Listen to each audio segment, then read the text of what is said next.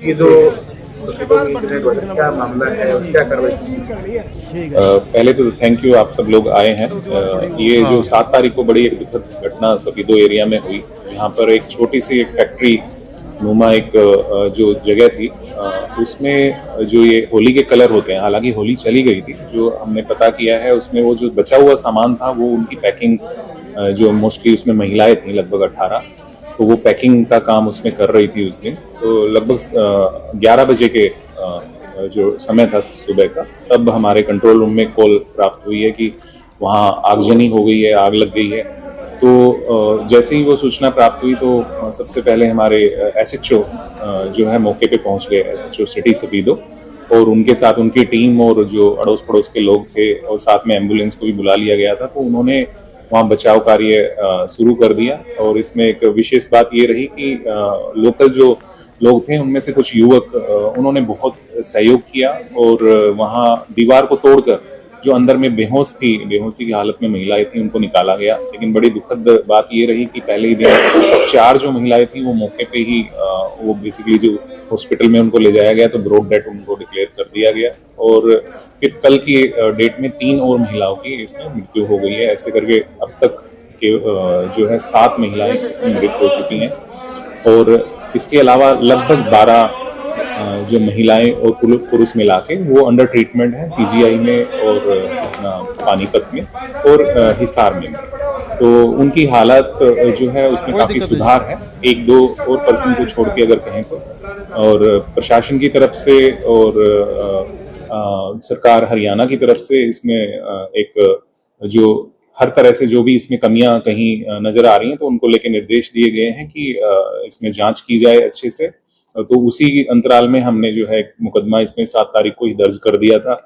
कल जो है एक गिरफ्तारी भी इसमें कर ली गई है, जिसकी गिरफ्तारी की गई है उनका रिमांड जो है आज पुलिस ले रही है। तो उनसे जो इसमें जानकारी हासिल करनी है वो की जाएगी। इसके अलावा भी इसमें जो लोग शामिल होंगे तो उनको बिना किसी जो है दबाव के या किसी बात के जो है उनको गिरफ्तारी उनकी जो है हम इंश्योर करेंगे।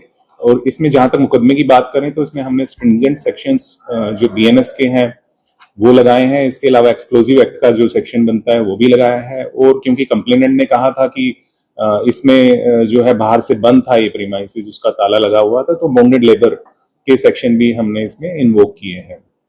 और एक और विशेष बात मैं बताना चाहता हूं, इसमें कल ही हमने जो है एक एसआईटी का गठन भी किया है, जिसमें एडिशनल एसपी जींद सोनाक्षी जो यहाँ पर मौजूद हैं वो इसको हेड करेंगे। और डीएसपी सफीदो और जो एसएचओ सिटी सफीदो है, उसके अलावा सीआईए नरवाना, सीआईए जो सफीदो इंचार्ज हैं वो इसमें रहेंगे। और जो है एक विशेष क्योंकि महिलाओं की इसमें ज्यादा जो है कैजुअलिटी हुई है और वो इंजर्ड भी है, तो महिला जो इसमें आईओ है उनको भी रखा गया है।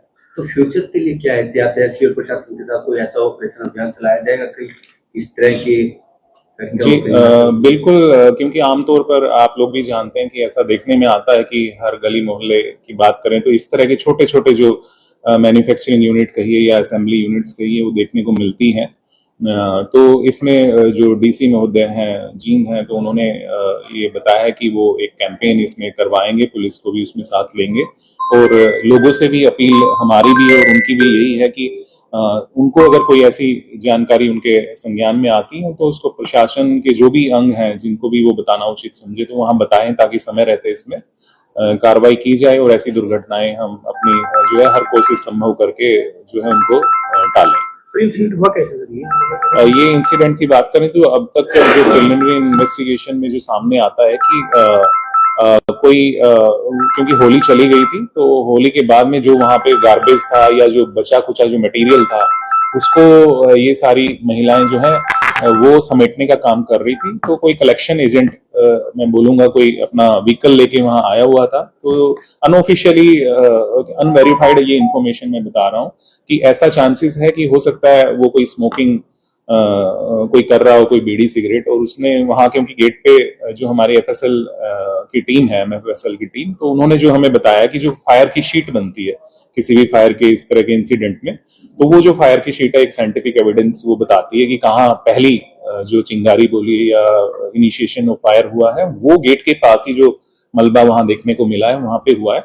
तो अभी तक यही लग रहा है कि कोई जो बाहर से पर्सन आया है, हालांकि वो भी थोड़ा इंजर्ड है, हमने पता किया है, जो व्हीकल का जो ये ड्राइवर था, तो उसने कहीं ना कहीं ऐसा लग रहा है कि स्मोकिंग करते हुए कोई स्मोकिंग का बचा हुआ जो सिगरेट का या बीड़ी का टुकड़ा है वो वहां डाला है, और उससे ये सारा शुरुआत हुई। आर्थिक मदद क्या दी गई?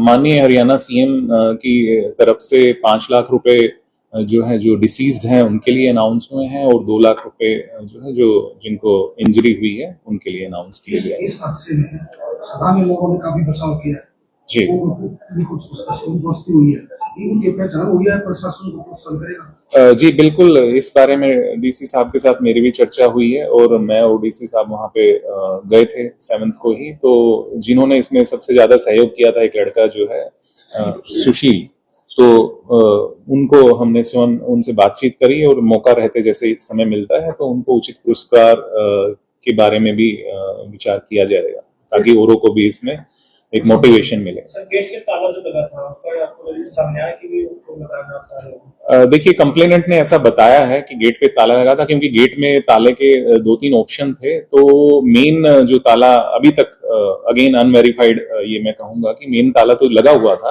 लेकिन जो छोटे वाला गेट था वो सिर्फ लैच के साथ ऑपरेट हो रहा था, क्योंकि बाहर से ड्राइवर भी बताते हैं अंदर गया है।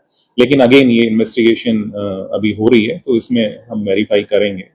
साथ कौन है? कुछ नाम सामने आए जो आइडेंटिफाई? हाँ जी, वो मैं बता देता हूँ। जो 7 महिलाएं जो अभी तक कंफर्म डेथ जिनकी हुई है, जो पहले दिन डेथ हुई है, उनमें गुड्डी देवी हैं, उषा है, पूजा है और पिंकी है। ये 4 महिलाओं की पहले दिन डेथ हुई है।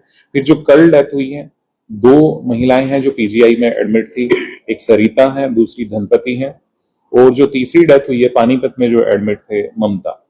तो अभी तक ये डेथ कंफर्म हमारे पास रिपोर्ट। तो ये सभी सफीदों से है, कुछ प्रवासी भी थे, कुछ ऐसे हैं? अभी तक की जानकारी के अनुसार ये सफीदों के ही आसपास के गांव के, या भाट कॉलोनी जो है वहां के रहने वाले हैं, डिग्गी कॉलोनी के। अरेस्ट एक ही हुई सर? जी, अभी तक इसमें 1 अरेस्ट हुई है। सही, जो अरेस्टिंग हुई है ये मालिक है ना फैक्ट्री का? हाँ, जो प्रीमाइसेस जिनके नाम पे है वो नहीं है ये, लेकिन जो फैक्ट्री को रन कर रहे थे उनमें वो है बेसिकली। नहीं, वो जैसे मैंने बताया, इन्वेस्टिगेशन अभी जारी है, तो वो हम चेक कर रहे हैं, वो डिपार्टमेंट से मांग रहे हैं।